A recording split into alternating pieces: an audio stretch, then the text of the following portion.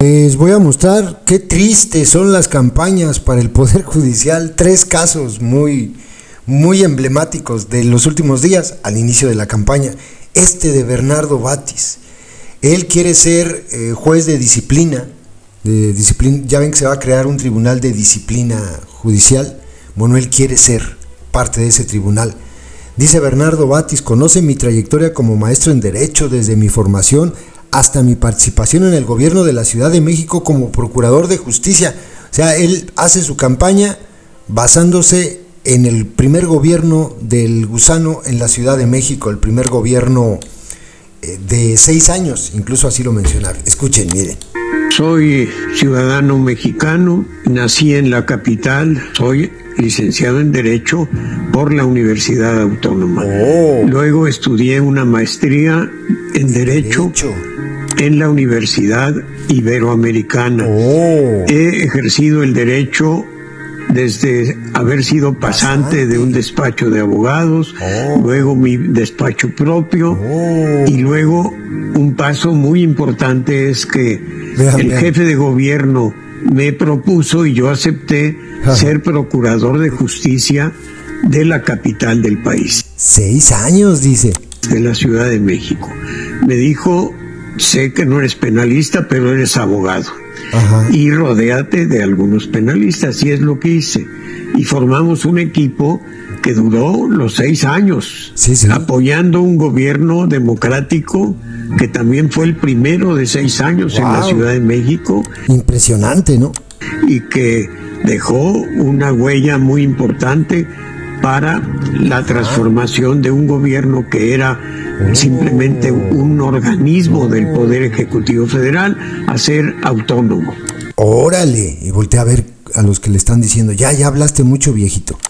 Gobierno de la Ciudad de México con procuraduría propia, designada por el jefe de gobierno. Muy bien. Eso es lo que dice Bernardo Batis. ¿Saben? Se le olvidó un pequeño detalle a Bernardo Batis. Fíjense, yo aquí se lo coloqué.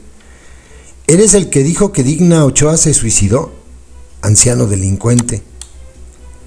Y acá me recordaron detalles. Y de 2 balazos. Y es el que le hizo el trabajo sucio a Elmo, cuando lo de las ligas de Bejarano, Rosario Robles e Imas. Pero de eso la gente ya no se acuerda. Y sí, efectivamente, este fue de los que le hicieron la chamba sucia al delincuente López en esos casos, y fue el que determinó que Digna Ochoa se había suicidado de 2 balazos. ¿Qué hubo? Este es uno. Ahora les voy a mostrar otro. Este que va, aquí no le voy a poner musiquita, pero tiene sus letras. Este que no sé quién sea, que dice que va al INE a acusar a las ministras pirata, a la ministra militante y a este que se llama Jaime Alier, candidato a ministro, actual ministro de Circuito en materia laboral y penal, por actos inequitativos de campaña. Entonces él dice lo siguiente: vengo aquí al INE a denunciemos actos inequitativos de a Yasmín Esquivel, a Loreta Ortiz y del candidato Jaime Alier. Necesitamos piso parejo, acompáñenme, dice él. En el INE no le van a hacer ni caso. Ha habido personas candidatas que han ejercitado algunos actos de campaña o ejecutado algunos actos de campaña que me parecen ilegales y que violan los lineamientos establecidos por el propio INE. Debemos denunciar. No son ataques personales en contra de ninguna persona candidata, simplemente lo que es y tiene que ser. Piso parejo, órale.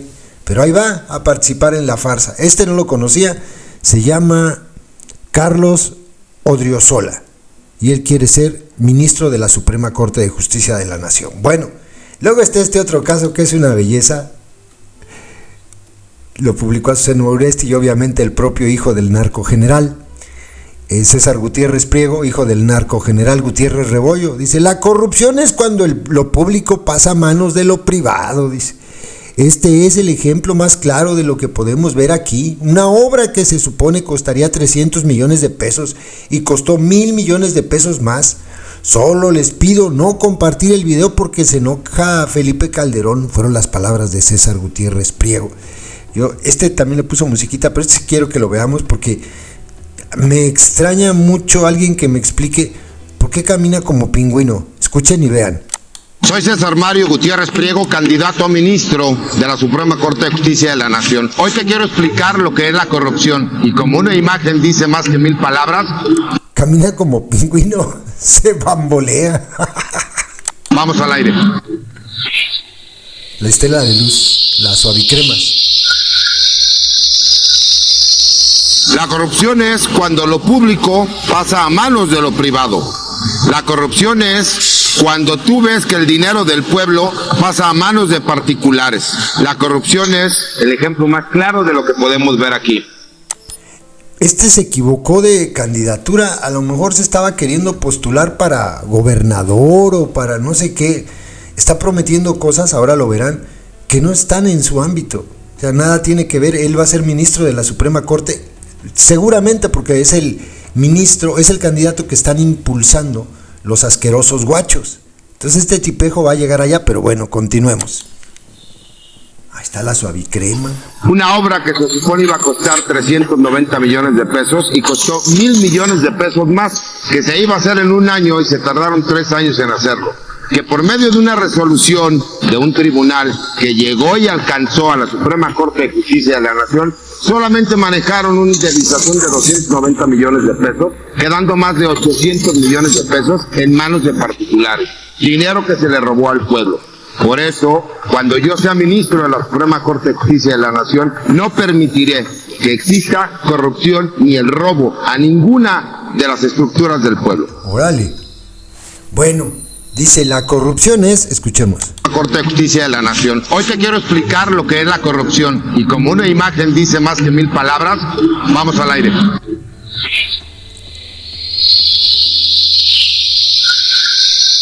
Ahí va, La corrupción es...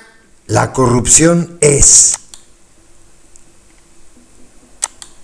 La corrupción es cuando generales del ejército se coluden con delincuentes. Eso es la corrupción.